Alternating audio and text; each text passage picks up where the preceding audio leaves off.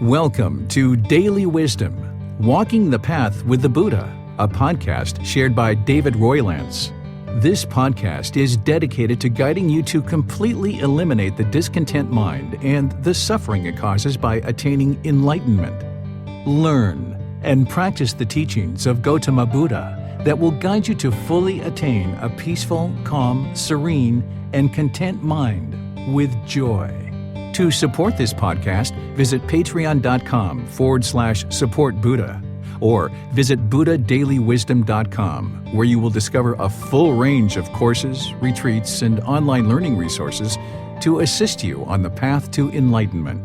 Now, here's our teacher to share more.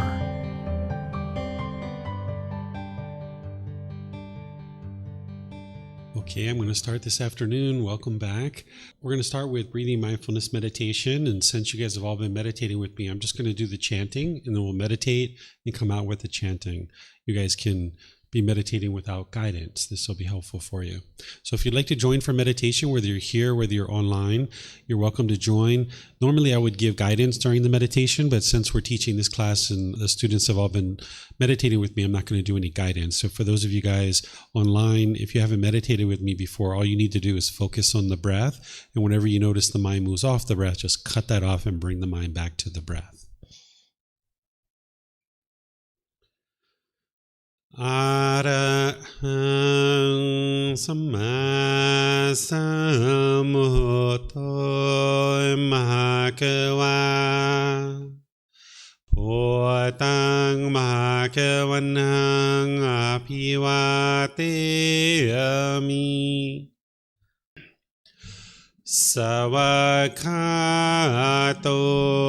Mahakavata Dhammo Dhammang namasami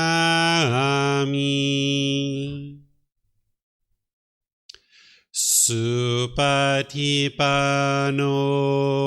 mahakavato Sāvaka Saṅkho Saṅkhang namami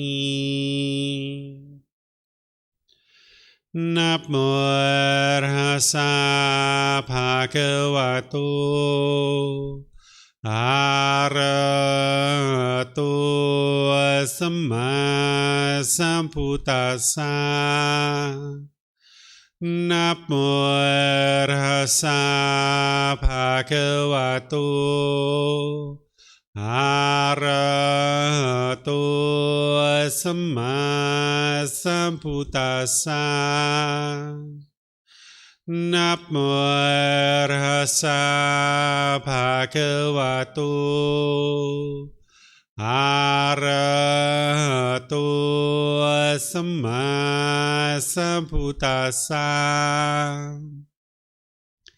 Iti piso mahakava Arahang Samma Sambuddho Vicacaranang sammuno Sakato rokavito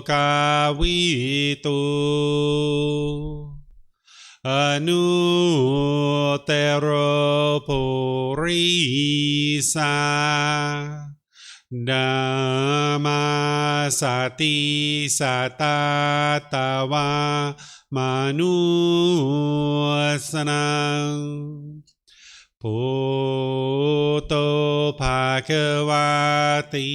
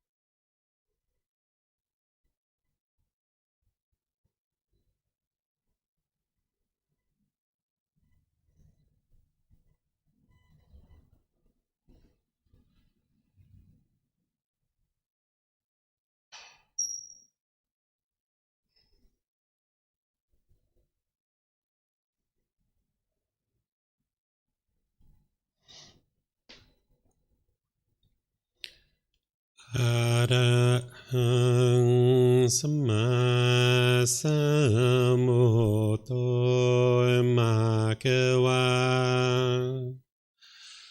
พุทธังภะคะวันตังอภิวาเทมิ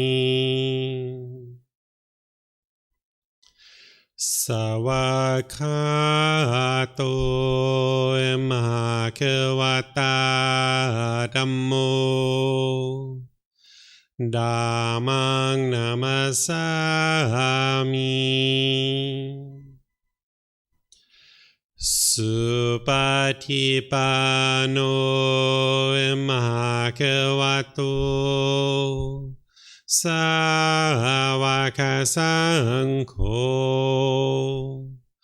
สังฆังนามามินะโมตัสสะภะคะวะโตอะระหะโตสัมมาสัมพุทธัสสะนะโมตัสสะภะคะวะโตอะระหะโตสัมมาสัมพุทธัสสะนะโมตัสสะภะคะวะโตอะระหะโตสัมมาสัมพุทธัสสะอิติปิโสภะคะวะอะระหังสัมมาสัมพุทโธวิชาจารณังสัมมุโนสกขาโตโรกาวิตุ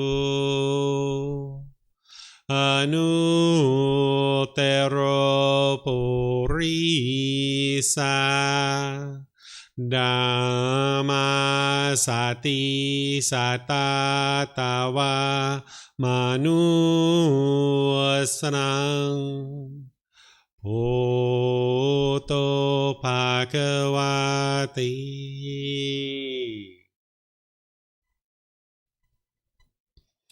Okay, if you guys would like to slowly make your way out of meditation,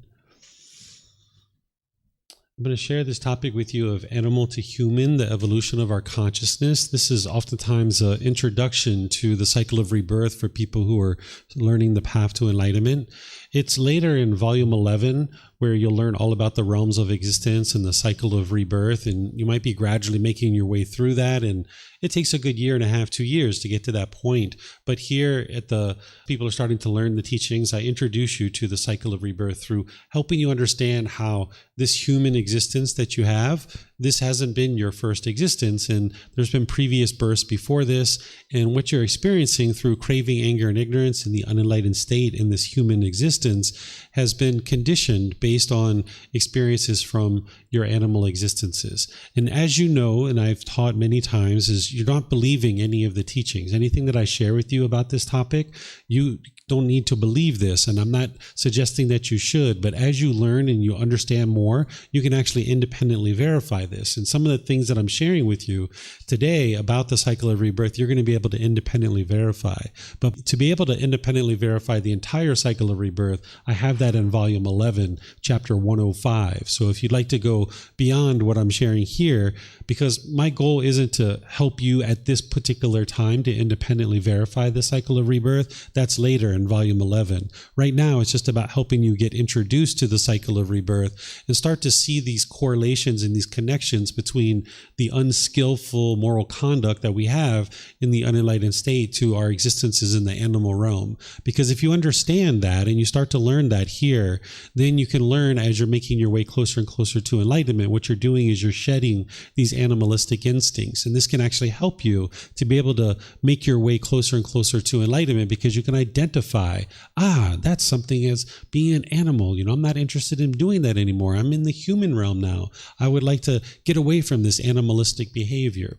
So I'm going to share all these different things with you as we go. So first, just kind of reorienting you to the problems in the unenlightened mind, which is craving, anger, and ignorance. This is the 3 poisons, the 3 unwholesome roots, or the 3 fires. This is the high-level description of the problems in the unenlightened mind that you've all learned at different times with me. You just learned about personal existence view and conceit. This is where the mind is confused and has this concept of a self, and there's this ego, this arrogance and pride. And I talked a little bit before lunch about this pecking order that the mind has, right? This is what the conceit does, is that even in the human realm, you're looking for this pecking order. Well, your current life and your previous lives as well, this has conditioned your mind. There are certain things that you've been exposed to growing up as a child. There are certain things in certain countries that we've lived in, certain places that we've been in terms of where we've worked or where we've lived, that has conditioned our mind to think a certain way. And what you're doing on the path to enlightenment is you're clearing out all that conditioning. Well, it's not just your current life that has informed your mind and had your mind develop certain conditions, but it's your previous lives too. And you'll be able to see this as I talk today about the various aspects of the animal realm and what you're experiencing in this human existence. And the other problem that each individual is experiencing is this cycle of rebirth, this continuous birth, this continuous difficulties with sickness, aging, and death. These are the problems that the mind is experiencing. The craving, anger, ignorance, which is essentially the 10 fetters, this personal existence view and conceit, this conditioning of the mind that the mind's been taking on during this life and previous lives, and then being constantly stuck in the cycle of rebirth, the mind's taking on more and more conditioning. So what you're doing on the path to enlightenment is you're unraveling all of that. You're purifying the mind. You're getting rid of all those conditions. So part of what you're getting rid of is these animalistic instincts that you don't need anymore because you're not in the animal realm. You're in the human realm. You're not an animal. Oftentimes people consider human beings to be animals, where we're not animals. We're actually human beings. But yes, the unenlightened mind functions very much like an animal, and that's why oftentimes people associate what we do in the human realm to being an animal, but we're not an animal, and we can become a better and better human being. So let's talk about these 5 realms, and then we'll go into talking about the evolution of our consciousness from animal to human. But let's understand each of these realms first. So there's the heavenly realm, which in this particular realm, these are formless beings that don't have physical form. They're experiencing exclusively pleasant feelings. They have the ability to cultivate their mind to attain enlightenment, but they oftentimes lack motivation because they're only experiencing happiness, excitement, elation, thrill, exhilaration, euphoria. And because of that, their life is quite wonderful. They're just experiencing that conditional happiness over and over and over and over again. They never experience the painful feelings. So because of that, they tend to lack motivation to be able to get to enlightenment. But they have the ability in the heavenly realm to get to enlightenment. Some of those beings will get to enlightenment, but many of them don't because they're complacent. So they end up back into other realms. They can go from heaven down to hell, into the animal realm, the afflicted spirit, into the human realm, and they can also be reborn back into the heavenly realm too. None of these realms are permanent existences, so oftentimes we're taught that the heavenly realm is a permanent existence. But if you've verified the universal truth of impermanence, then you know that there's no way that the heavenly realm is permanent, even though that might be some conditioning that we've been taught through our life that somehow the heavenly realm is permanent. But if you look around the world and you can understand and independently verify the universal truth of impermanence, then you can see that there's no way that this heavenly realm can be permanent because nothing around you is permanent. So how could this heavenly realm be permanent? So getting to heaven, while sometimes people set that as a aspiration of theirs, it's not the ultimate goal, because when you're in the heavenly realm, you still need to get to enlightenment. And oftentimes, because there's a lack of motivation, those beings don't do that. So that's not the ideal existence. But the human realm is actually the ideal existence. As much difficulty as it is in the unenlightened state to be in the human realm, it's actually the ideal existence. The reason why is because in the human realm, we experience pleasant feelings, painful feelings, and feelings that are neither painful nor pleasant. We have the ability to get to enlightenment, and those painful feelings and the feelings that are neither painful nor pleasant tend to be the motivation. That tends to be the built-in motivation, because we don't like that stress. We don't like the anxiety. We don't like the bitterness and hostility. We don't like the resentfulness and the loneliness and the boredom, and we're interested in getting away from that stuff. Where in the heavenly realm, they don't have that, so they don't have the built-in motivation that we have in the human realm. So this is actually the ideal existence, where we can get to enlightenment, and we have this built-in motivation because of the painful feelings and the neither painful nor pleasant. So in the human realm, you guys know that this isn't a permanent existence either, that we can ultimately move into one of these other realms. We've been countless existences in the past, and now we're in this human realm, but depending on what we do in this existence is going to determine what's next. Either we can get to enlightenment and escape this whole cycle of rebirth, or we can continue to go around and around and around and around in this cycle of rebirth. It's up to us. It's our choice. Once you attain enlightenment and you die, the Buddha leaves this as an undeclared teaching. He actually specifically calls it an undeclared teaching. There's different times in his teachings where he says, remember what I taught. I taught this. And he points to the Four Noble Truths. He says, I taught discontentedness, the cause of discontentedness, the elimination of it, and the path forward of how to eliminate discontentedness. That's what I taught. And then he says, remember what I didn't teach. And he gives you 10 things that he didn't teach. And one of the things that he didn't teach is whether or not you exist or you don't exist after this life, once you attain enlightenment. And I have various reasons why I suspect he didn't teach that, and we can talk about that when we get to questions if you guys like. But there's very specific reasons why I think he didn't teach that, which we can talk about if you like. But what happens next after enlightenment, if there is something next or there isn't something next, it's an undeclared teaching. So this practice of getting to enlightenment, it's not about believing a bunch of things and then having some kind of afterlife in one of these realms. The whole goal of the path to enlightenment is to escape the discontentedness and escape the cycle of rebirth. And in the human realm, this is the ideal existence to do that. You're able to do that from this human existence. So the Buddha oftentimes teaches about don't allow this human existence to go to waste. Right? Don't be complacent. And he also talks about how many countless rebirths that we've all experienced in the past. He gives some analogies. He says, all the water in all of the seas, the amount of tears that you have cried in your previous lives is more water than all the water in all the sea. So if you've done any scuba diving or if you've been anywhere where there's been a lot of water, he says all the water in all of the seas is less than the tears that you've cried in your previous existences. And he also uses the same analogy for the blood. He says the blood that you've had in all your previous existences is more voluminous than all the water in all the seas. And he even talks about it in terms of your mother's milk. The mother's milk that you've drank in your previous existences is more than all the water of all the seas. So when we talk about the Buddha living 2,500 years ago, that just seems to some of us like so long ago. But if you think about the history of the planet is said to be 4.5 billion years.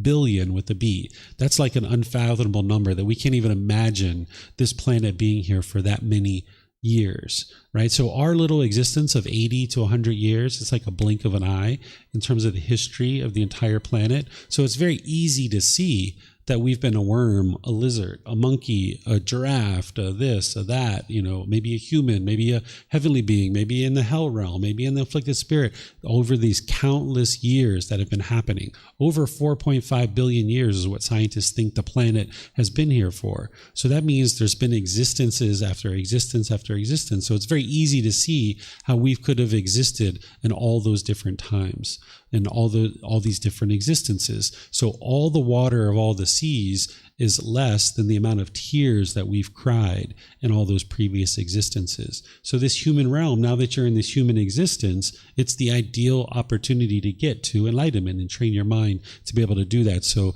the Buddha encourages us not to be complacent, and I would encourage you the same way, is not to be complacent and allow this human existence to go to waste.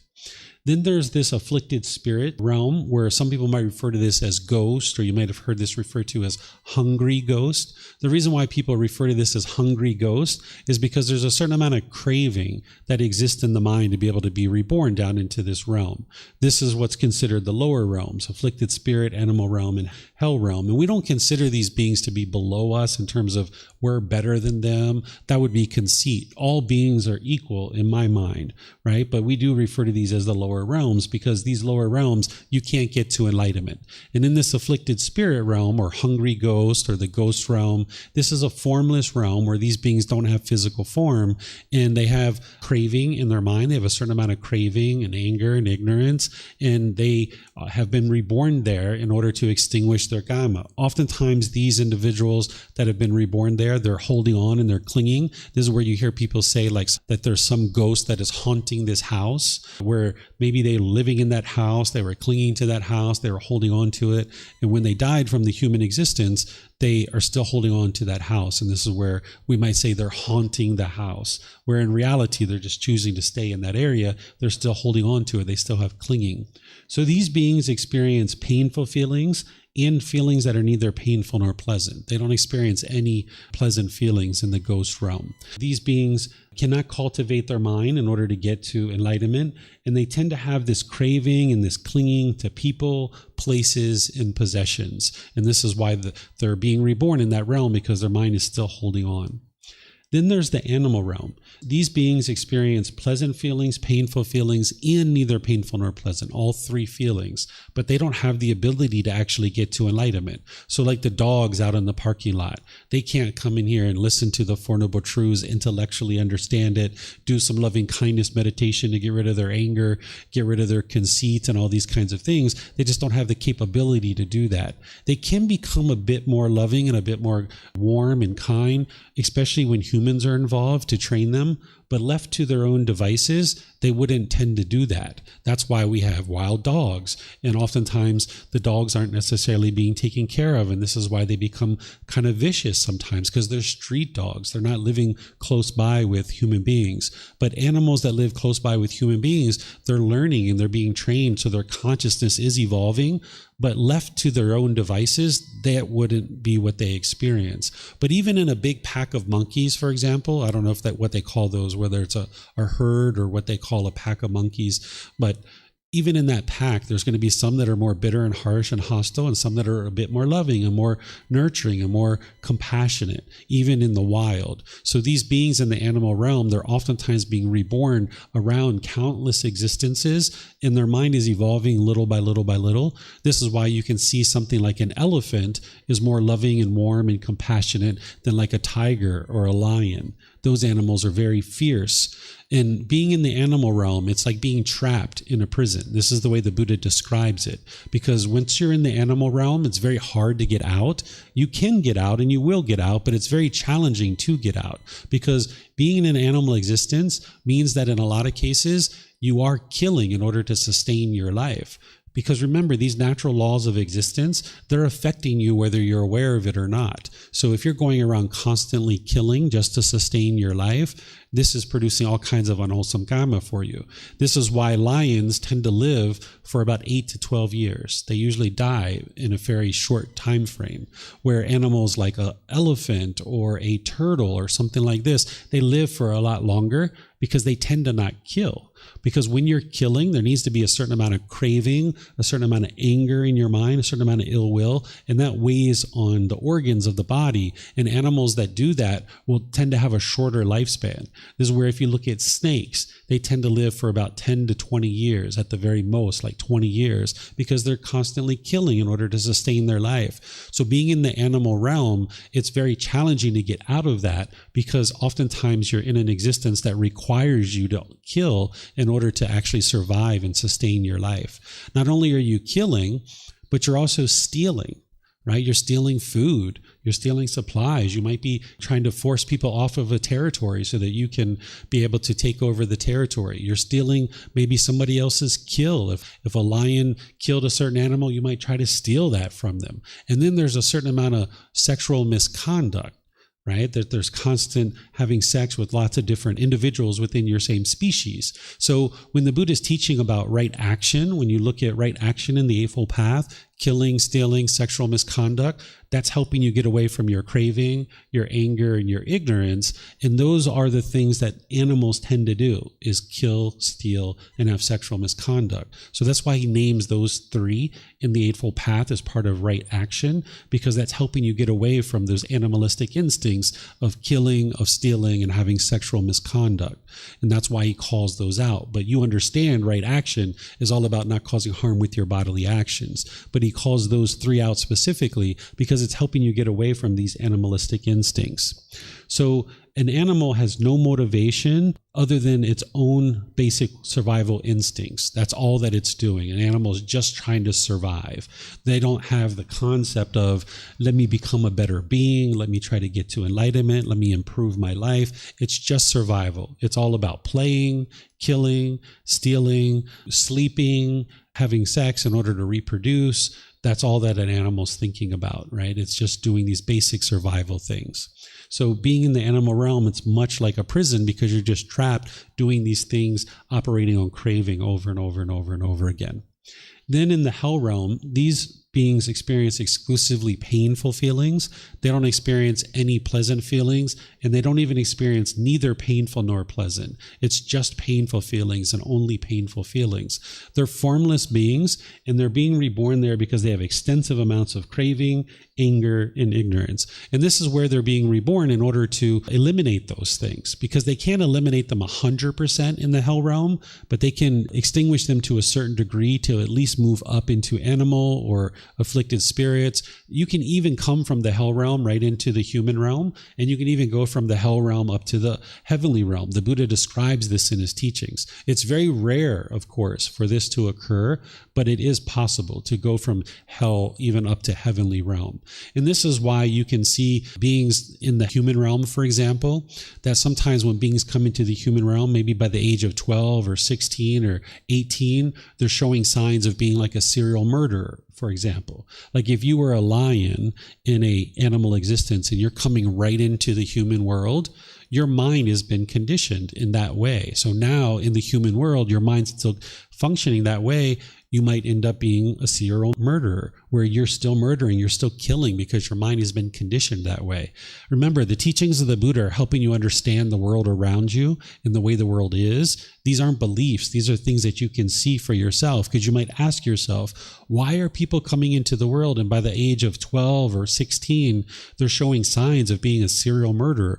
Or you can have serial rapists who are raping people, right? And this is because of the animalistic instincts of having been reborn in the animal realm so many times and coming right into the human realm from like an existence like a lion or a tiger or some other vicious animal, where coming out from a elephant, for example, into the human realm, you're going to be more loving and more kind and more compassionate because that's where your mind was prior to this existence.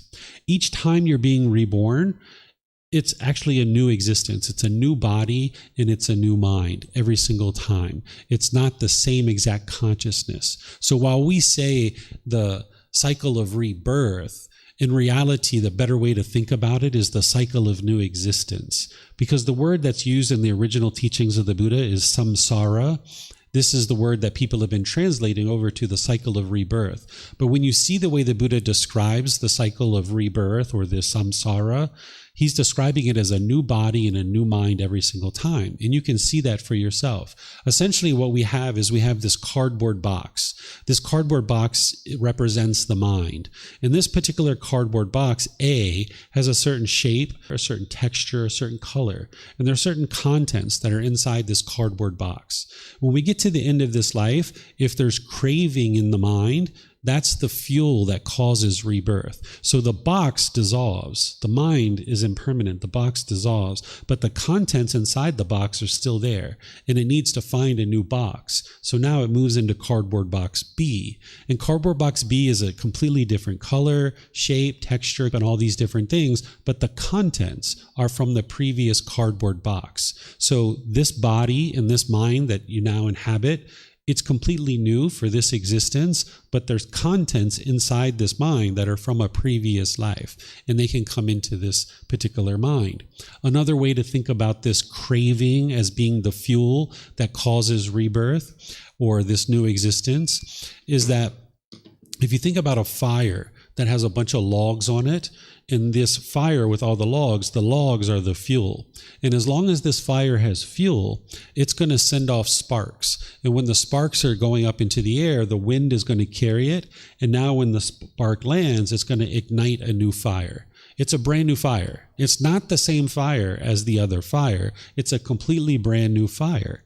But it was started by this particular spark. So craving in your mind, not only is it causing discontentedness, it's the spark, it's the fuel that's causing rebirth. If it wasn't for that craving in the mind, it wouldn't produce a new existence. So if you've ever felt the heat in the chest or in the face when you get really angry or you're craving something and you're really wanting something really bad and you feel that heat in the face, that's the fire, that's the fuel, that's the spark that's coming up, right? So if you get to the end of your life and you still have this fuel on the fire, then it's going to produce a next existence, another mind that then needs to find a certain realm to be within.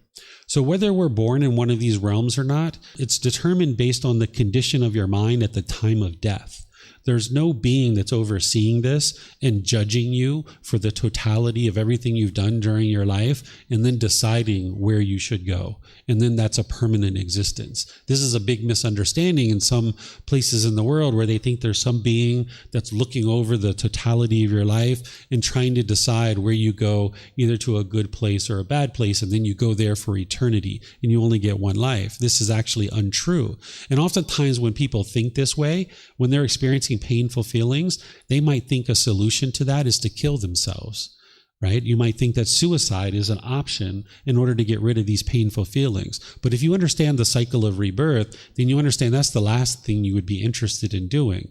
If you're experiencing painful feelings in this existence, killing this being isn't going to solve it because there's still a craving in the mind. And now, because of that craving for non-existence, that craving for death, you're going to be reborn into another existence. And it's very likely that you could be reborn into hell, the animal realm, or the afflicted spirit realm. And now the problem's gotten worse. It hasn't gotten better. It's gotten worse. So suicide is not an option. But unfortunately, when we are contemplating suicide, usually we're not really interested in dying. We just want to get rid of the painful feelings. But an individual doesn't know how to do that in the unenlightened state because they lack wisdom. So because of the lack of wisdom of not knowing how to get rid of the painful feelings and the lack of wisdom of the cycle of rebirth, sometimes people think that suicide is an actual option to be able to get rid of the painful feelings, when in reality, it's just making them worse because now you're going to be reborn potentially into the lower realms where things are just going to be worse for you. So each of these realms have different qualities, and it's always craving, desire, attachment that's leading to this continuous cycle. And you can see this, that every human being, since we're familiar with human births, every human being that's born has craving. This is why when a baby comes out from the mom's womb, they cry right away because they're discontent when they come into the world because they were inside the mom's womb. Everything was perfect. Everything was comfortable. Their mind's craving this permanence. And now when they're pushed out into the world, or when there's a surgery to bring them out into the world, right away the mind's discontent because the mind's craving. That's the fuel that's causing rebirth. And this is why every being that is being reborn has craving, because that's the fuel that causes this continuous rebirth. So the Buddha describes the animal realm and the hell realm as a prison, that once you're there, it's very hard and very challenging to get out of. But there's a very good chance that you were in one of these realms, definitely the animal realm. You may not remember this right now, but one of the reasons why it's important to understand the cycle of rebirth is that as you're training your mind with all these teachings that the Buddha shares and you're getting the pollution out of your mind, it's very likely that you might observe your past lives. And this could really shake you up if you didn't realize you had past lives. If you start having memories of being murdered in your past life, maybe having sexually been abused in your past life, or any number of different things, you can even have personality qualities from your past lives. You can have certain cravings from those past lives that you experience in this life. If you didn't understand this was coming from a past life, it could really shake you up. So one of the reasons why the Buddha taught the cycle of rebirth is, of course, because it's true and it's actually what is truly happening.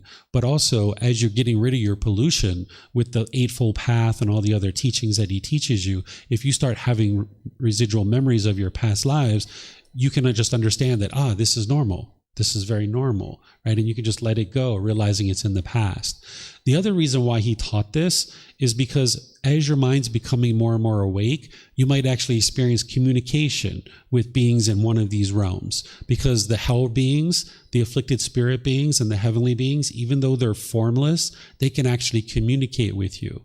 We oftentimes think about these things as being really far apart and separated, especially since we use the word realm. You might think that heaven is like in some far distant land, or hell is like down in the core of the earth. If you've been taught this isn't actually true.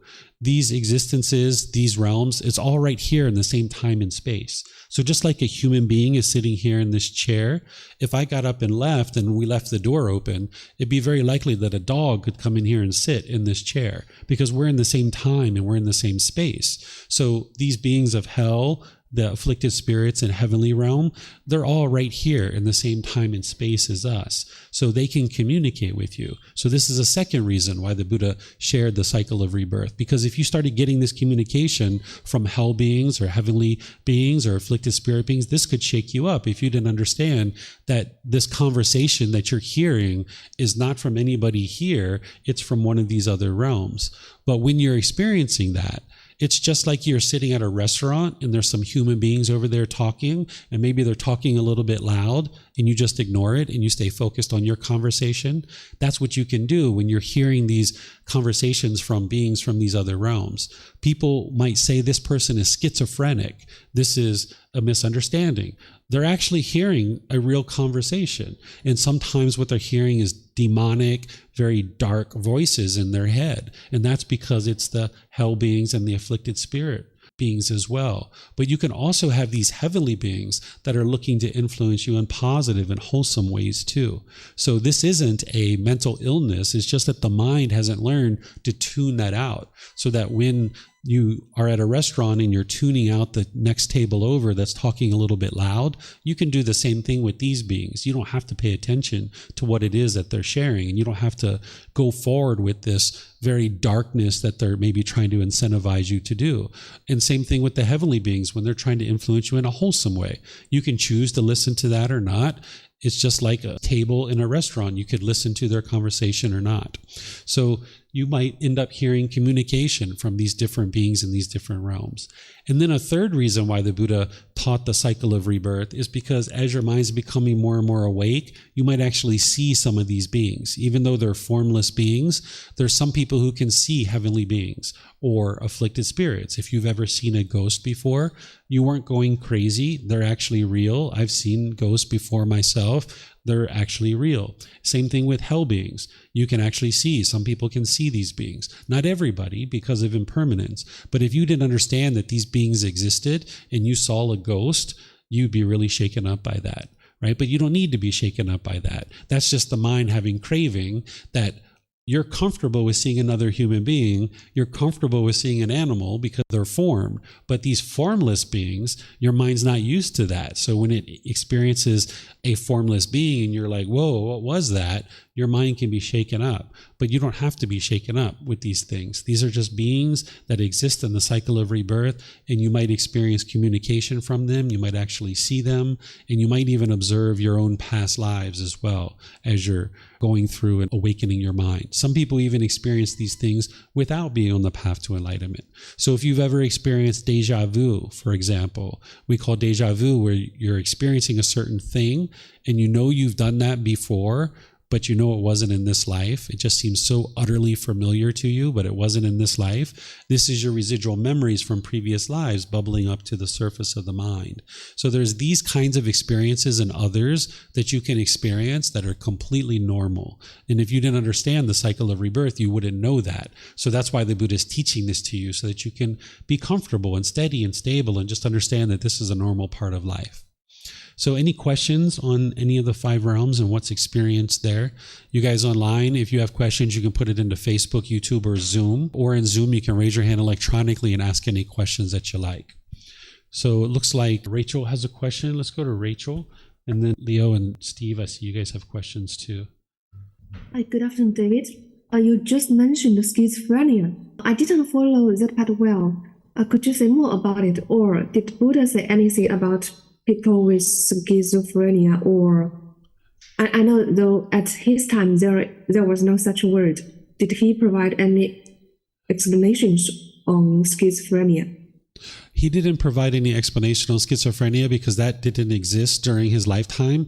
These are things that have come about in the last, 100 years or so because of what I'm sharing, in my opinion, is a misunderstanding of the human experience, that we're thinking that these things are mental illnesses like depression, bipolar disorder, schizophrenia, bulimia, anorexia, personality disorders, all these kinds of things. You can trace in the teachings of the Buddha exactly what this is, which is an untrained mind. Even things like ADHD and ADD, this is just a mind that hasn't been trained to have concentration. And in a world with so much stimulation, the mind hasn't learned to be focused and concentrated. It's bouncing around. It's not a medical problem, even though we present it that way and we're taught that that's what it is. It's just that the mind is lacking wisdom and it hasn't been trained to have concentration. And the same thing with like eating disorders. Oftentimes there's a craving in the mind to look a certain way, and the mind thinks that everybody should look a certain way. So now someone might have an eating disorder because they're trying to get to that perfect image that the mind is craving. And the same thing with schizophrenia is that oftentimes you're hearing voices and the people are being taught that these are delusions or hallucinations and things like that. And while hallucinations are real and you can truly have real delusions, if you're hearing voices in the mind, this is oftentimes beings from other realms that are communicating and attempting to communicate with you. And I've worked with some students that have been diagnosed with schizophrenia, and they're training their mind with these teachings, as well as all these eating disorders and bipolar disorder and depression and all these different things that today we're referring to as mental illness. You can see if you or people around you are diagnosed with these kinds of things, if they start training their mind, you can eliminate these symptoms and you can see that the mind can actually get to stability. Because myself, I was actually taught that I had mental health issues as I was growing up as well. And I used to take medicine for about 24 years. And eventually, by the time I trained my mind with these teachings, I was able to eliminate all of that stuff. And I eliminated all the symptoms as well. But oftentimes people are just believing that they're mentally ill and they're taking medication, but it's not actually solving the problem. But by the time you train your mind with these teachings, you can actually solve the symptoms by getting to the root cause, which is the pollution in the mind. For people like with ADHD or schizophrenia, is mindfulness meditation, you just mentioned mindfulness meditation is helpful through your experience, but in the medical world, people would say mindfulness doesn't work for this group of people. Yeah, if somebody isn't... It's really difficult for them. Sure. If somebody isn't trained in the path to enlightenment and understand the teachings in detail, if they're just practicing a bit of mindfulness, they don't have the full, complete solution. And this is the challenge, that in some environments, they might just be teaching meditation and they're not teaching all the other things that need to go along with it, like the 3 universal truths, the 4 noble truths, the Eightfold Path, the 5 precepts, eliminating the 10 fetters, the 3 poisons, all these things that I share with you guys. Those things aren't usually being presented. So if you're just learning meditation and that's it, then you don't have the complete package that you need to fully transform the mind. And this is why someone might have the opinion that mindfulness by itself isn't working. Well, yeah, it's because it's mindfulness by itself. It's not just the meditation that you need. So someone might say, meditation doesn't work to fix bipolar, but that's because they're not training their mind with all the other things that they need. They're just meditating and that's it. So meditation is part of the solution, but you need all these other teachings as well. This is why the Buddha didn't get to enlightenment and just teach meditation. Right? If it was only meditation that you needed, he would have just taught meditation and that's it. But that's why we have 45 volumes of books, because there were so many other things that he needed to teach in order to help people get to enlightenment. And this is where you can understand that there's more that's needed than just meditation. Thank you. And another question is about people with special needs. Did Buddha provide any explanations on people with special needs? People who were born with special needs? Yeah, this is like the gamma, right? Like say like there's a challenge in the brain that the brain didn't develop to a certain extent, or let's say you're born blind or something like this. This is our gamma from our previous life, that we've been born into this life, and now this particular body can't sustain life in the same way that maybe someone else whose brain is fully developed, or they have sight or something like this. But also these individuals can potentially get to enlightenment at death too, because while I'm sure it's very challenging to go through life without seeing and without hearing, I imagine that's very challenging to experience. Those are two less sense bases that they now are experiencing contact through, with less opportunity for the mind to become discontent. So they could actually potentially experience enlightenment in this life if they have the ability to learn, if they have the ability to intellectually understand. There's the ability to get to enlightenment. But there's some beings who are going to be born into this world that don't have that ability because of impermanence. Not everybody's brain is fully functioning. Not everybody's heart is fully functioning. So we're going to see beings now and forever, or now into the end of humanity, come into this world that don't have full faculties, and some of us do and some of us don't, and this is impermanence. For the beings who do and the beings who don't, this is our either wholesome karma or unwholesome karma. So that's why if you, which I know you are in a human existence where your brain is fully functioning, your mind is fully functioning, all your senses are fully functioning, don't allow this existence to go to waste, because this is very rare. This is a very rare opportunity to come into this human world. One of the stories that the Buddha gives to help you understand how rare it is to get into this human realm is he talks about the earth being flooded with water. And he says if the world was flooded with water in the entire earth, and there's a ring that is tossed onto the surface of the water, and now the wind is blowing this ring around northward, southward, westward, eastward, and there's this turtle at the bottom of the water that comes up for a breath of air once every 100 years. With the world completely flooded and this ring being blown around on the surface of the earth as large as it is, how rare do you think it is that this turtle coming up to the surface once every 100 years is going to put its head through that ring? It's very rare that that turtle would be able to put its head through that ring, because this ring is all over the surface of the earth. And he says that's how rare it is that you get this human existence. So now that we're in this human existence, if we have full faculties, I would not allow it to go to waste, and use it to be able to get to enlightenment. Use it as motivation to be able to get to enlightenment. Thanks. And the last question, that is for people who were born with full faculty but lost part of it, like in an accident. So did Buddha have any explanations on those accidents? This is also gamma as well, because there's a sequence of events. There are certain decisions that were made that led to that particular accident, and that person is experiencing the results of that. So like I remember one time when I was a kid, I was growing up, I was in wood shop, and I was learning how to use this sanding saw, or this rotating sander, this disc sander. And the teacher always taught us to sand it on one side, because the momentum of the sander, it keeps the wood where it needs to go, and you're not supposed to do it on this side.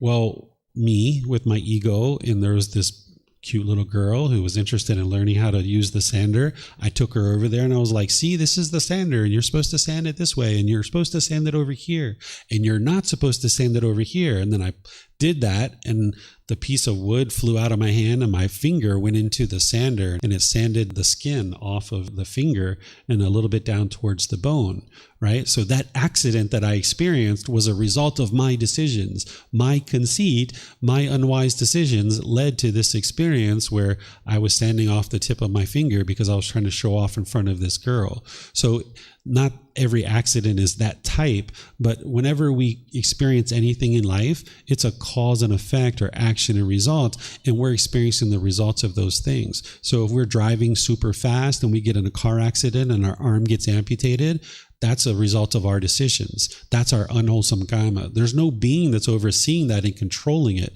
We're not being punished or rewarded in any situation. It's a result of our decisions. So each one of these kinds of situations, it's our karma that we're experiencing, either wholesome or unwholesome. What if like one is careful when he or she is driving but into by another car? That is not his fault. I'm sorry, can you say that again? It wasn't quite clear.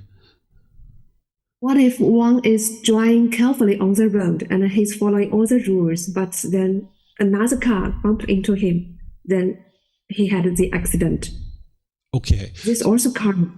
Yeah, this is also karma. So when you're thinking about karma, don't think about blame or fault. The natural law of karma isn't determining who's at fault, right? It's a sequence of events. So let's just say I'm sitting at a traffic light in a car, minding my own business, and it's a red light, and I'm just sitting there, sitting in the car. Let's just say somebody comes up behind me and wham, rams me in the back of the car, and I get whiplash, right? This is still karma. Right? This is the results of decisions. There was a sequence of events that occurred. And my contribution to this event is that I chose to buy a car. I chose to get in that car. I chose to drive it. I chose to go down that street. I chose to sit at that light. There's a sequence of events that occurred. So oftentimes when the mind thinks about karma, it thinks about fault and blame or punishment and rewards. But it's best to think of it as a sequence of events, that there's a certain sequence of events that led to any particular result that we experience. So while we call it wholesome and unwholesome, and people sometimes think of that as good or bad, meaning I've done something good or I've done something bad, we might think that if I'm experiencing bad karma or unwholesome karma, I've done something that's bad. But that's not the case, that you can be sitting at a traffic light and you can experience unwholesome karma where wham, you get into a car accident, you hit somebody, right? Or somebody hits you, I mean. So as those are occurring, there's a certain sequence of events on your side and a sequence of events on the other side too. Maybe they didn't maintain their car, or maybe they were texting or talking on the phone when they were driving, or maybe they were listening to music and distracted, or any number of different things. But there was a sequence of events that created this experience, and now we're experiencing the results of that. Yeah. Okay, looks like Leo, you have a question? Thank you. Yeah, your example with the motivation that now is a chance is good, but it makes also anxiety. So what do you think about that? Is there no reason to be excited? Excited? Yeah, excited. Anxious? Yeah, the only reason why those feelings would arise is because of cravings. So when I say use it as motivation, I mean wise decision making, but don't allow the mind to crave enlightenment. But if you see that occurring, you're going to need to eliminate that craving. And I've given you guidance on that, how to do that. But there's no need to be excited about this existence, but use it wisely, because understanding that it is the ideal existence, don't allow it to go to waste. But don't allow the mind to get excited about that, because that would just be conditional excitement. Like anxious, right? I mean, anxious. Afraid, I mean. Same thing. Because afraid of dying early, because of all karma maybe. Trying to be doing everything good, but there comes a moment where you did a mistake and then you're dead. And the chance is the next million years is away. The way that I would encourage people to think about this is, at this point in time, you don't know how long you're going to live, right? You don't know what unwholesome karma you have from previous lives, what this body is going to experience. You don't know what decisions are going to be made that lead to any particular thing. You could die today. You don't know, right? So all you do is you set yourself up to say, you know what? I'm going to do the best I can do in this life to get as close to enlightenment as possible. And if I get it, great. If I don't get it, hey, wonderful. I practiced, I improved my consciousness or this consciousness. And then in the next life, it'll be that much further along. So you just do the best you can do in this life. And wherever life is done, then it's done and it's over. But you don't need to crave it, because if you crave getting to enlightenment or you crave this existence, you're not going to be able to get to enlightenment. So just do the best you can and realize that, hey, I'm going to get as close to it or to it as possible. And I'll just continually work towards getting closer and closer to enlightenment. And that's it. It's a lifelong journey. It's developing a life practice. Another question, for example, becoming a woman or a man in the human realm, has it to do something with different realms, like heavenly realms become a man more often, and people who come from hell realms, for example? So in the animal realm, we have different genders. I don't know whether that's true in the hell realm, the afflicted spirit realm. I know in the heavenly realm, there are different genders there, but I don't know about the hell and the afflicted spirit. A lot of us are being reborn out of the animal realm. So let's just say we've been a female multiple times in the animal realm, or coming into this existence. we could potentially be a male or we could be a female. And this is where I've talked about transgender individuals before, where you understand the mind is one thing and the body is different. And this is why we have people who the consciousness, the mind ends up in a male body, but the consciousness identifies as a female. And this is very normal. And you can understand that through the cycle of rebirth. But what determines this is karma. But it's not wholesome or unwholesome. It's just a sequence of events, of things that happen. And exactly how that is determined, I don't know. And this is one of the things that the Buddha teaches, is that we shouldn't speculate about the world, and we won't be able to know the exact result of any karma because it leads to madness or frustration. But somewhere along the line, beings are either becoming male or female, and however that happens, so be it. And then there's beings that are born in one particular body, but their mind identifies with something different. And this is just all normal and part of the way the cycle of rebirth works. And more interest again, the beings are here in the realm, from different realms, which are also here in this room. Mm-hmm. They listen your teachings, trying to understand that. Do they do this, or? Heavenly beings can listen to the teachings and learn them and grow and develop. I've never seen any heavenly beings here, like with my eyes. I've felt heavenly beings, not just here, but at other places in my life. I know that heavenly beings exist, and I've experienced them before. I've experienced communication from heavenly beings before. So that's how I know that these things occur, because I've seen it and experienced it with my own direct experience. Same thing with hell beings. Same thing with Mara. I've had contact with Mara. That's how I know that it's true. Same thing with afflicted spirits or ghosts. I've experienced those kinds of things. So where things are going on that are wholesome, this is where heavenly beings tend to be around those places. Things that are very dark and dingy and harsh kind of lifestyle, this is where the hell beings and the afflicted spirits tend to be. So that's why you're interested in associating with wholesome things. The Buddha even teaches this about going out at the daylight hours, because if you're interested in walking towards the light, he teaches to go out at the daylight hours, where if you can imagine during his lifetime, nighttime was probably very dark, right? Because we have electric and we have lights and stuff. They had lights too, like oil lamps and stuff, but it's not the same brightness as the lights that we have. So he would advise people not to go out at nighttime, not because you need to be scared about that, but if you've been to any particular cities, you can see that a city becomes a different place at nighttime.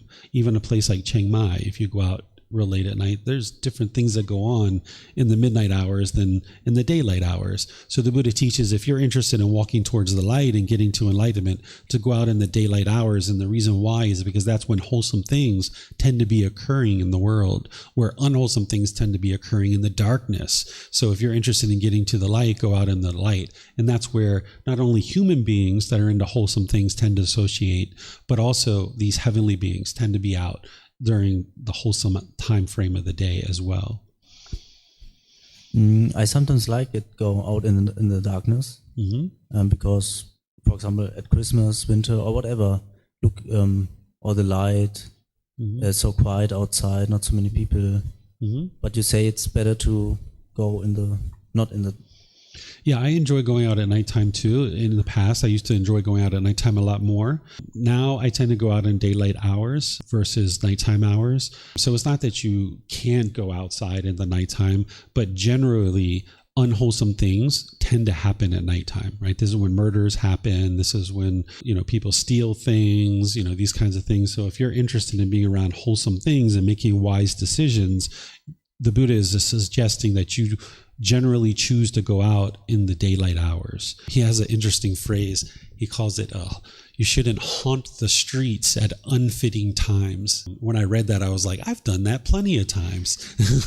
I've haunted the streets at unfitting times many times in the past. But you know what, Buddha? You're right. I shouldn't be doing that anymore. So I'm not going to do that. So that particular phrase sticks in my mind because, I used to haunt the streets at unfitting times because those are when unwholesome things are going on. And when I was out at those times, I was doing some unwholesome things. So if you'd like to go out during those time frames, do that. That's your choice. But just realize that that's when a lot of unwholesome things are happening.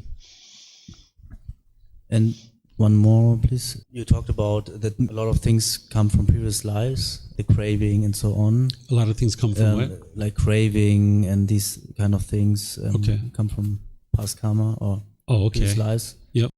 Can you say how much percent? I mean, many things are also happen because of our environment. We change a lot.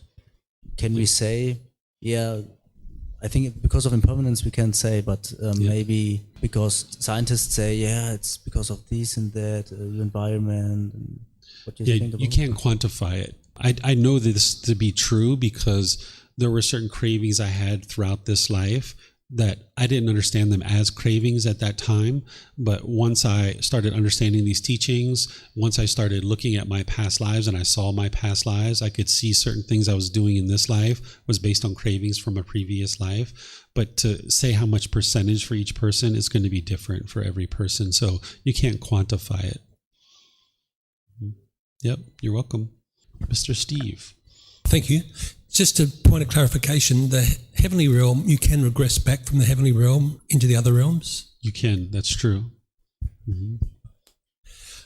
Okay, the second thing is, I know there's limitations on language, but when we say you have been reborn many times, I have been reborn many times, as per the heading, is it more that my consciousness has existed in different lives?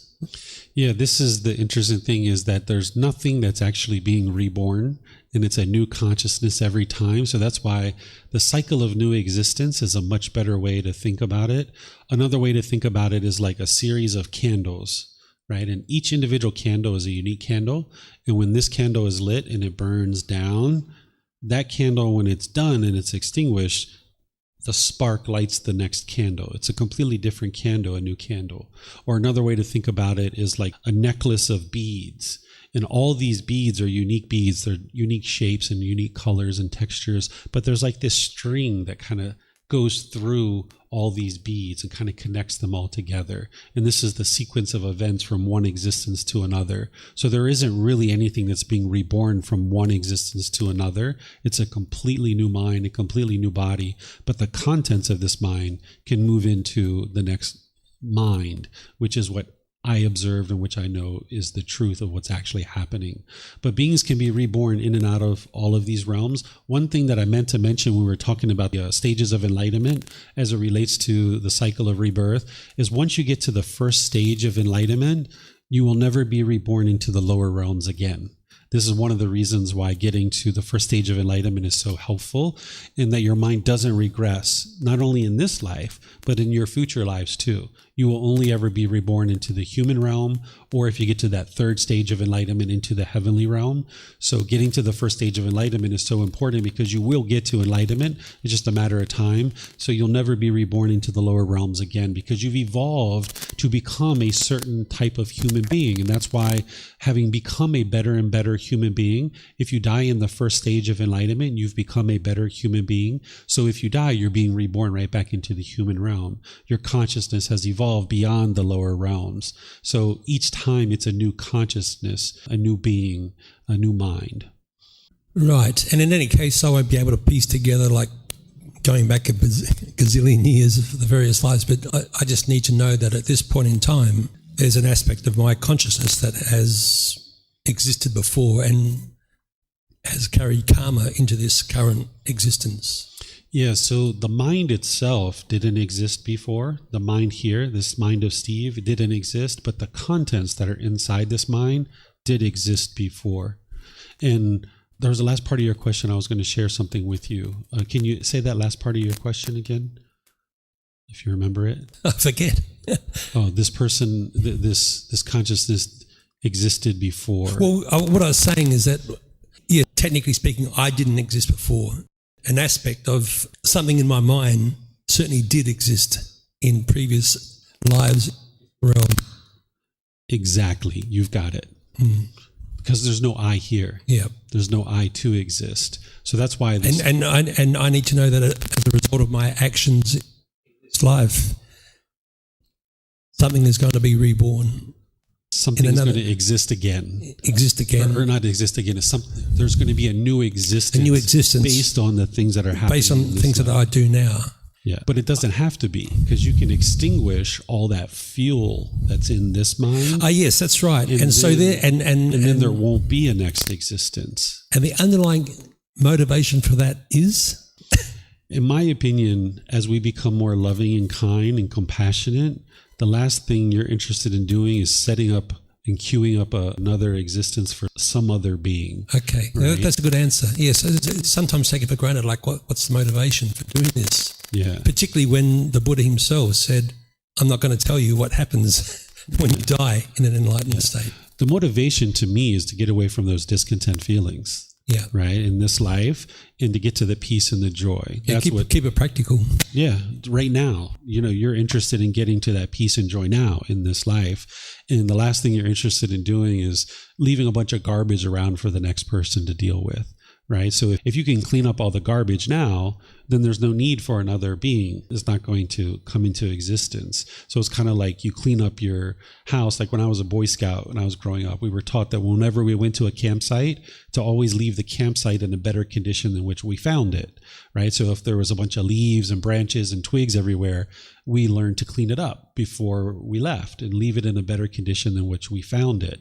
So the same thing, in my opinion, should be true here in this life is if you don't get to enlightenment, at least leave this in a better condition than it was when you found it, right? But ideally, get to enlightenment in this life so that there's no future life. Mm-hmm. Yeah. Yes, ma'am. Sorry, I didn't know who was next. So I'm curious, David, about near-death experiences. Mm-hmm. This idea of almost being called back, that it's not your time. So could you just kind of put that in context, please? I've never had one of these experiences. I have actually. But I've talked with people and I've seen, on TV when these things have occurred. In my opinion, what I think, based on what I've heard and what I know about the cycle of rebirth, is I think the being is potentially going to die and the mind is starting to see some of those steps to that next life or the next rebirth. And now, for whatever reason, that being decides, no, I'm going to stay here in this existence. And now it comes back to this existence and it continues in this existence.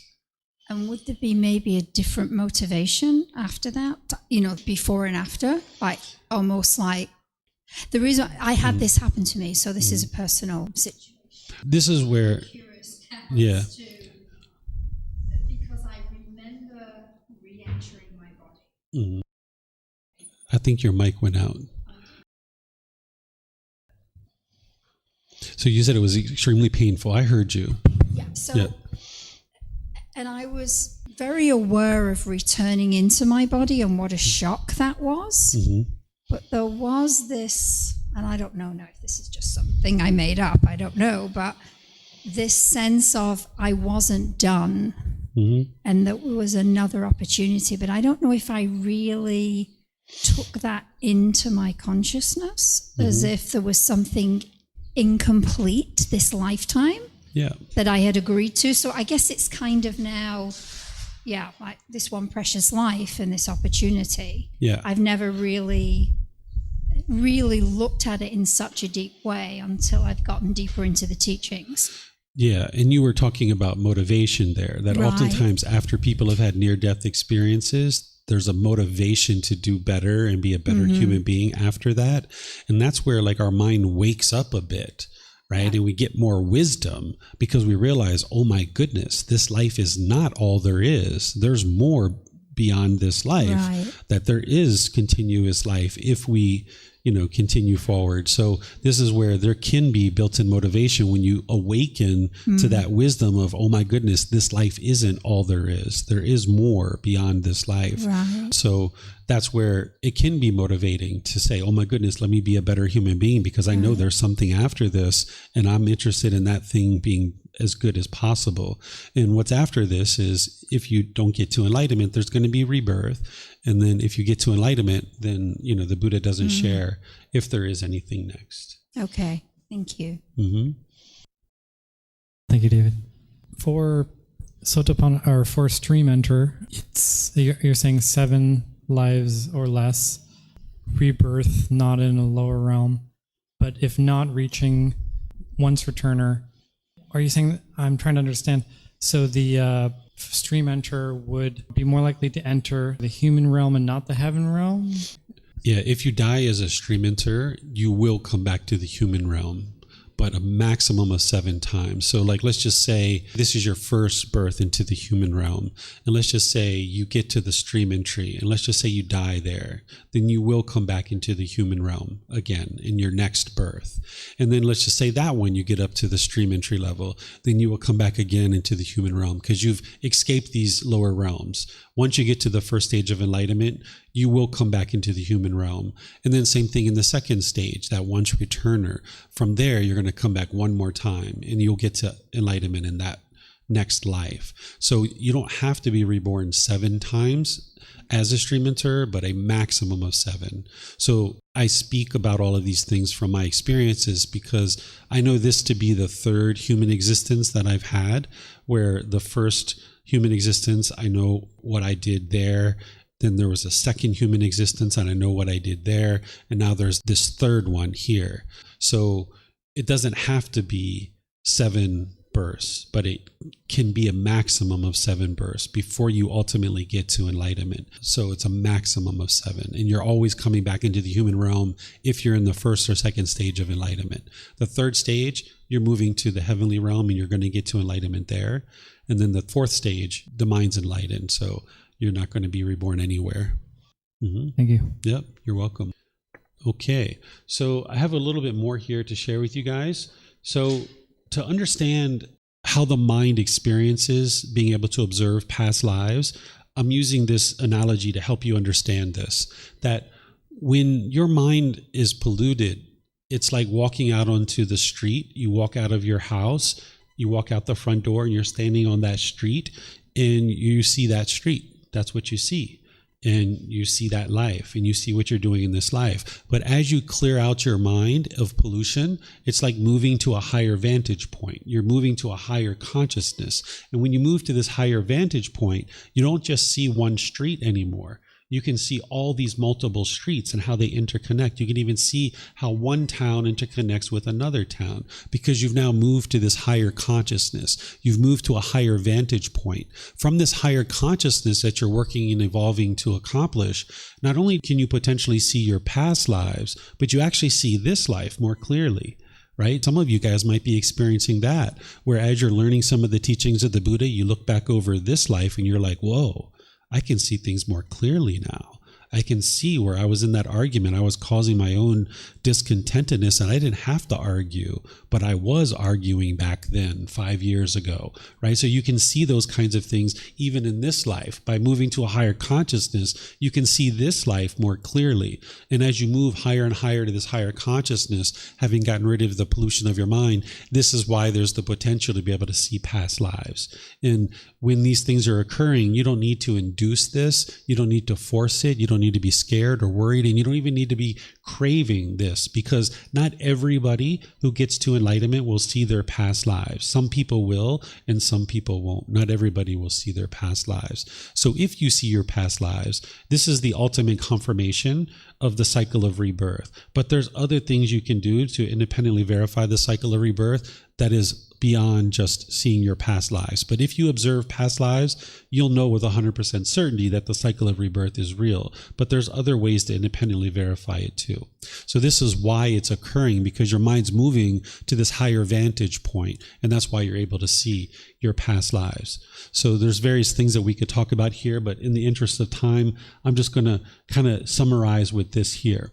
That moving the mind from the animal realm to the human realm, which all of us are now human, the vast majority of rebirths are actually happening from the animal realm.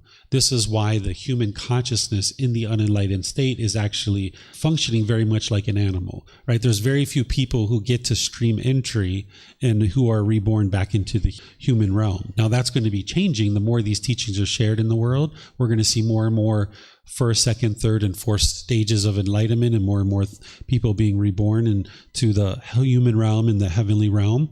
But as the animal realm is shrinking, we see the human realm expanding, right? Because we know from scientists that they tell us that 99% of all the animals that once existed don't exist any longer. That the animals that we see today represents only 1% of the animals that once existed. Well, if scientists are telling us that, that means the animal realm is shrinking, And if we saw the animal realm shrinking, then we should see the other realms expanding, right? That's what we should see. And that's exactly what we see. We see the human population expanding over the many years that there's been human existence. That's what we see, because animals are shrinking, humans are expanding. The unenlightened mind functions very much like an animal, like a lack of memory. We function on a praise and reward system. You like it when you get a certificate from your school, right? And you feel accomplished. Or when your parents told you, oh, good boy, good girl. You like that, right? Just like an animal, there's this praise and reward system. We also learn from a pack of like species. We have learned behaviors, right? When you are born as a monkey, you learn how to be a monkey from other monkeys. If you're a lizard, you learn how to be a lizard from other lizards. The same thing is true about humans. When we're born into the human world, we learn how to be humans from other humans. And this is why it's wise to be around people who are into wholesome things, because the human mind tends to conform to what people around you are doing. So if you're around a bunch of wholesome people, you'll tend to do wholesome things. And if you're around a bunch of unwholesome things, you'll tend to do those things. So there's certain instinctive behaviors, but the vast majority of what we experience in the human realm is learned behavior. And this is why cultivating wisdom is so important. We have these sayings in the English language. We say, you're acting like an animal, right? When somebody's like really angry and very hostile, we'll say, you're acting like an animal, or you're fighting like cats and dogs, right? We even label the behavior that we find to be undesirable. We label that as animalistic, right? We are human, but the unenlightened mind is functioning very much like an animal. Humans are fascinated with animals. Think about all the zoos we have in the world. Think about how we study animals. Think about how we have stuffed animals as a child. We wear prints, oftentimes that are animal prints. We even have animals living with us nowadays. Some people even sleep in the bed with animals. We're fascinated with animals in the human realm because of our existences, that we've been animals so many times. Even though we're in this human realm, we're just fascinated with animals because of our consciousness being conditioned over all those lifetimes in the animal realm. The animal consciousness is preoccupied with craving, anger, and ignorance, with ego and the protection of the self. As you've heard me talk about with ego, that in the animal realm, we had to have ego. We wouldn't have survived without it. We also need personal existence view in the animal realm. If we were a deer and we were out in the middle of the field and we weren't observant of this body and being worried about this body, we could be attacked by a predator and we would die. So our survival was built around having this personal existence view and this conceit. And that's why it's so hard in this human existence to get rid of the personal existence view and even just understand it and be able to get rid of it. And the same thing with the ego. And that's why it takes a long time to get rid of it, because for countless births, the Buddha even talks about this, countless births in the animal realm before we ever made it into the human realm, right? So that's why it's so hard to shed some of these fetters. So the unenlightened human consciousness, until we train it otherwise, functions very much like an animal. And we can shed these animalistic instincts. So when you're being bitter and harsh and hostile or aggressive, recognize that as animalistic behavior, and you're not interested in doing that anymore, and you'd like to evolve past that.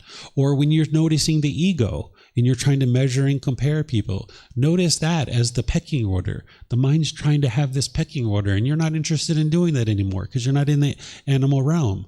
You need to remind your mind, hey, I'm human. Come on, get with it. Get with the program here. We're human now. We don't have to look for a pecking order around us. So our consciousness in the human realm is oftentimes coming out of these animal existences. So because even though it's a new consciousness, the conditioning is what's moving forward into this new mind. And now this new mind is conditioned much like an animal.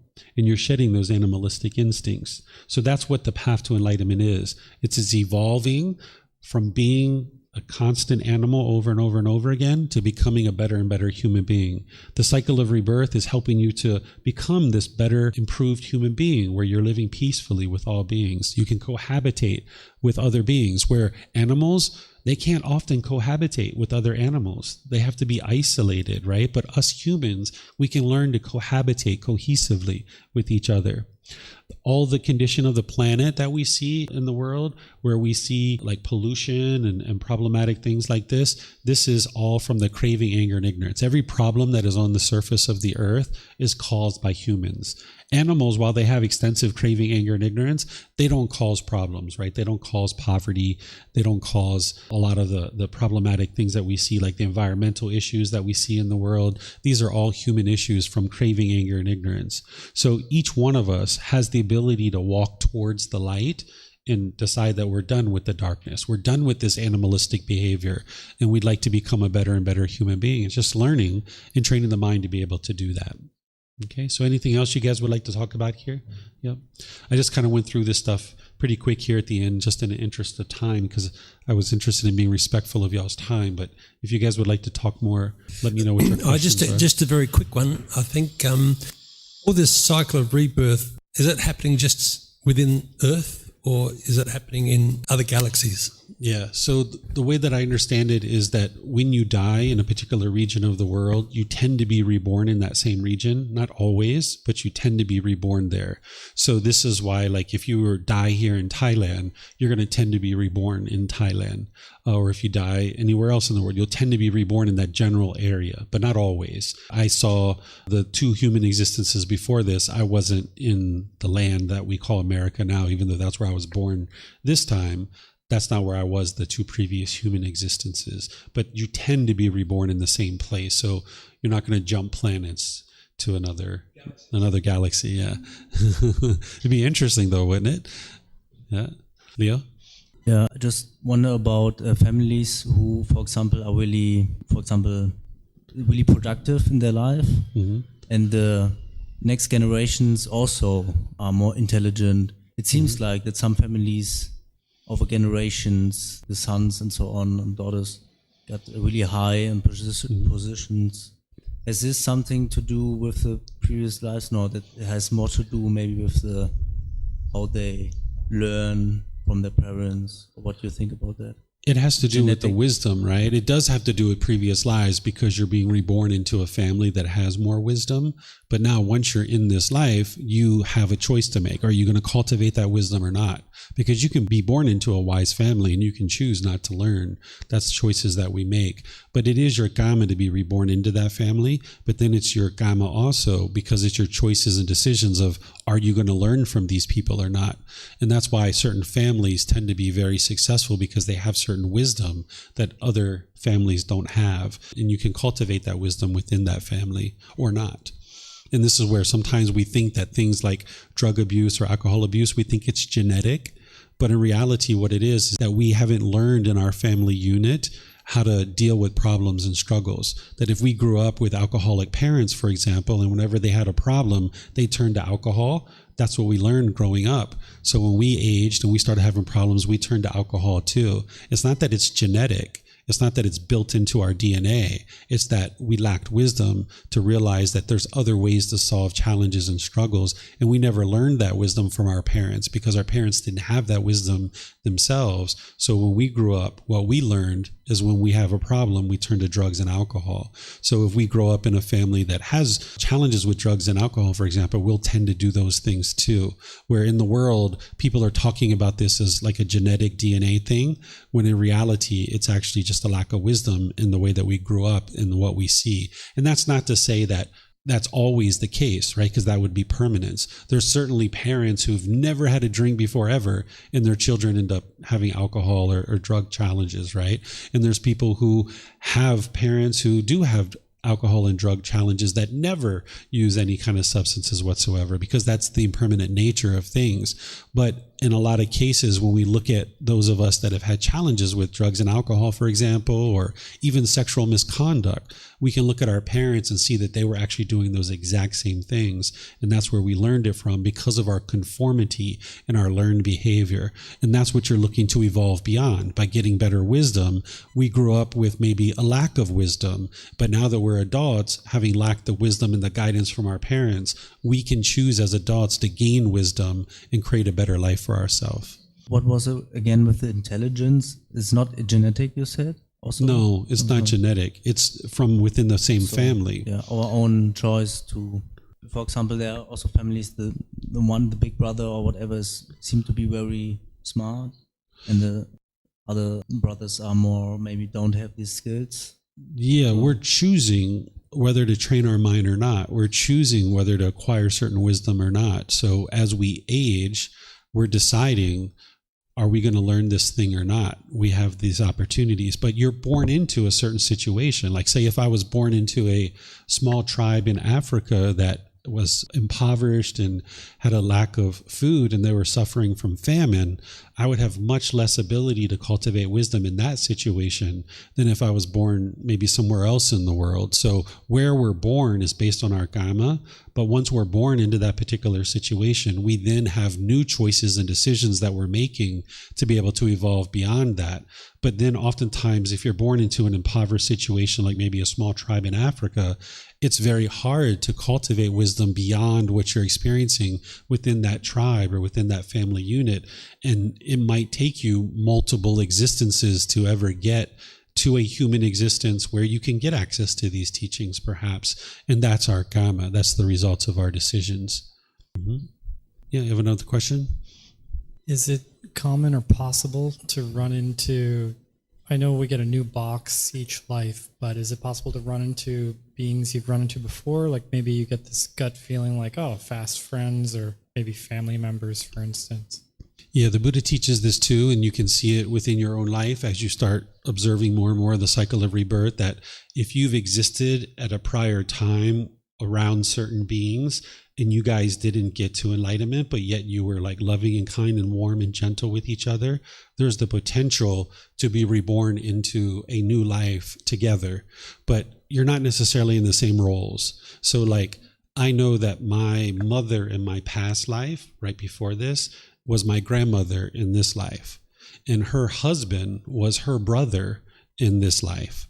So even though in the past they were married and I was their son, in this life it was my great uncle, my grandmother, and I was their grandson. So we were kind of born in the same kind of proximity to each other. And the Buddha talks about this in his teachings, and you'll be able to see this if you end up seeing past lives. And there's ability to actually see other people's past lives too. Some people can see other people's past lives. This is a potential that can occur. Yep. Okay, so this was an interesting discussion, and you guys got an opportunity to learn the cycle of rebirth to a certain degree.